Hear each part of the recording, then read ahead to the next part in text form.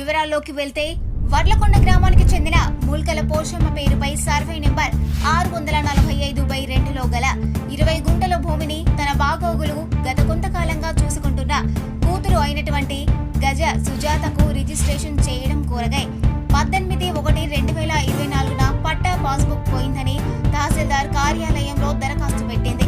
ఇదే విషయంలో గ్రామ వీఆర్ఏ పూర్తి ఎంక్వైరీ చేసిన తర్వాత మూల్కల పోషమ్మ దరఖాస్తును అనుసరించి తన కూతురు గజ సుజాతపై రిజిస్ట్రేషన్ చేయడం జరిగింది. ఆ విషయం తెలిసి మూల్కల పోచమ్మ కొడుకులు కోడళ్లు మనవలతో కలిసి స్థానిక మండల రెవెన్యూ ఆఫీసుకు వచ్చి ఎంఆర్ఓపై వాగ్వాదానికి దిగి కొడుకుల సంతకాలు లేకుండా కూతురికి రిజిస్ట్రేషన్ ఎలా చేస్తారని, లంచం తీసుకుని పాస్బుక్ లేకుండా రిజిస్ట్రేషన్ చేశారని విధి నిర్వహణలో ఉన్నటువంటి డిప్యూటీ తహసీల్దార్ జగన్ పై దాడికి పాల్పడ్డారు.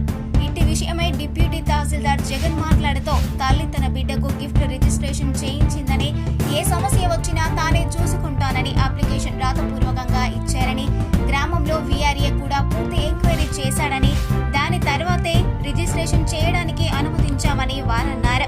విధి నిర్వహణలో ఉన్నటువంటి తనపై అమాంతం 12 మంది వచ్చి దాడి చేసి అతనిని కొట్టారని, తను ఏ లంచం తీసుకోలేదని ఆయన అన్నారు. దాడి చేసిన బంధువులపై పోలీస్ స్టేషన్లో ఫిర్యాదు చేస్తానని అన్నారు.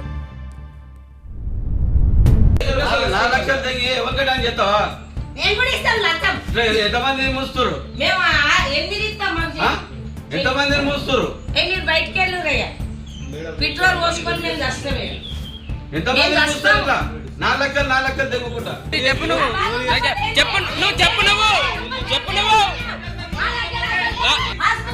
పాస్బుక్ లేకుండా రిజిస్ట్రేషన్ చేసినావా? ఇప్పుడు చెప్పు నువ్వు.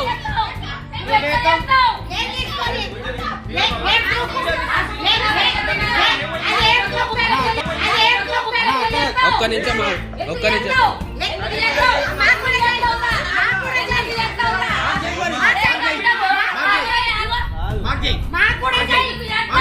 అమ్మా నీకు సంబంధం లేదు, నువ్వు వెళ్ళిపోమ్మా. అటెండర్ అయిపోయింది.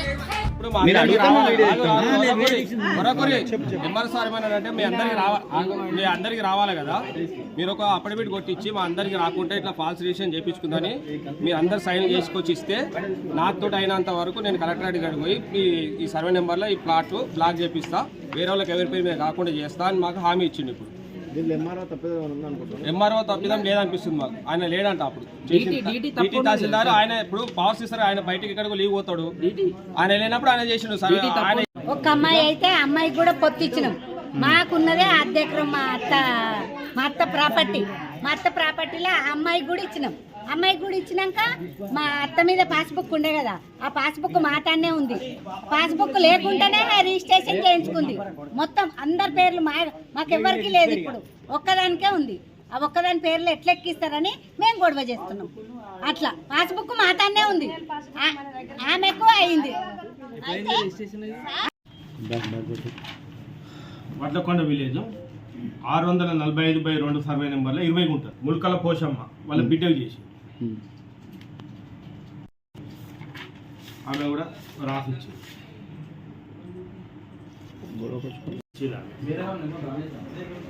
అటువంటి టైంలో మేము డైరెక్ట్ చేసినాం. తల్లి నుంచి బిడ్డకు చేసినాం 20 గుంటలు. పాస్బుక్ లేదు కదమ్మా అంటే కూడా ఆమె రాసిచ్చింది. సార్ వృద్ధాప్యం వల్ల నాకు కళ్ళు కనిపించలేదు సార్, ఎక్కడున్నా నేను మళ్ళీ తీసుకొస్తాను సార్, ఎటువంటిది అయినా నా బాధ్యత అని రాసిచ్చాను.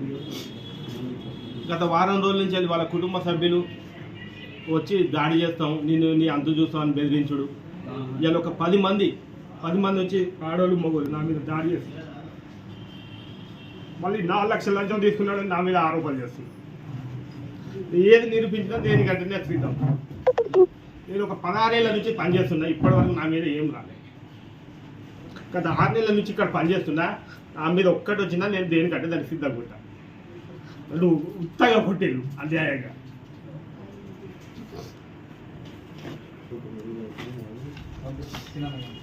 ఆమెను అడిగి చెప్పండి తీసుకున్న ఉత్తగా ఆరోపిస్తాను. నా మీద వడ్లకొండకు సంబంధించినటువంటిది గిఫ్ట్ డీడ్ జరగడం జరిగినది. ఈ గిఫ్ట్ డీడ్కి సంబంధించినది తల్లి బిడ్డకు చేసింది, స్లాట్ బుక్ చేసుకున్నది, వచ్చి మా ఎంఆర్ ఆఫీస్లో చేయించుకోవడం జరిగినది. దీని తర్వాత వారసులకు సంబంధించింది మాకు కూడా వాటా వస్తుందనే ఉద్దేశంతోనే అందరు వారసులు వచ్చి దీంట్లో మాకు కూడా షేర్స్ ఉన్నాయి దీంట్లో, సో మీరు మా అందరిని పిలవకుండా మీరు ఎట్లా చేశారు అని అనేది మేజర్గా వాళ్ళకు క్వశ్చన్ అనేది రైజ్ చేయడం జరుగుతున్నది. అయితే మేము చెప్పేది అంటే వన్స్ స్లాట్ బుక్ అయింది అని అంటే ఆపడానికి మాకు రైట్ లేదు. ఎందుకు ఎంఆర్ఓ వచ్చి ఇది ఎవరు కబ్జాలు ఉన్నారు, ఎవరు దున్నుతున్నారు దీని అనేది చూస్తానికి మాకు ఎలాంటి రైట్ అనేది లేదు. సో స్లాట్ అనేది వన్స్ బుక్ అయింది అంటే కంపల్సరీ మేము కంప్లీషన్ చేసే ఏర్పాటు చేయాలి. ఆ విధంగా చేయడం జరిగినది. ఇది అయితే వాటాలకు సంబంధించినది ఆ వాటా విషయము రావాలా లేదా అనేది ఒకవేళ మా దృష్టికి వచ్చినా కూడా మేము వాళ్ళకి ఎమ్మటే మెమో ఇస్తాం. అయ్యో బాబు దీనికి సంబంధించి వాటాలు రావాలంటే కోర్టు ద్వారా తేల్చుకోవాల్సింది. కానీ యాజ్ ఏ తహసీల్దార్ స్థాయిలో వన్స్ ఒకసారి స్లాట్ అయిన బుక్ అయిన తర్వాత మేము తీసుకోవాల్సిన చర్యలు ఏముండవని చెప్తాం. కోర్టు కనుక ఏమైనా డైరెక్షన్స్ ఇచ్చేసి వాళ్ళకు వాటాలు చేయండి, చేసింది ఏమన్నా బ్లాక్ చేసే ఏర్పాటు చేయండి, లేదంటే స్టాప్ చేయండి ఫర్దర్గా అంటే మటు కంపల్సరీ వాటి కూడా డైరెక్ట్గా తహసీల్దార్కి చేసేది ఏం లేదు. అది మీ సేవలో కొన్ని మాడ్యూల్స్ ఉన్నాయి. కోర్టు కేసు ఇంటిమేషన్కి సంబంధించిన కానీ issue of PPP court case అనేది దాంట్లో వాళ్ళు అప్లికేషన్ పెట్టుకుంటే దాని మీద చర్యలు 100% తీసుకోబడతాయి. అవి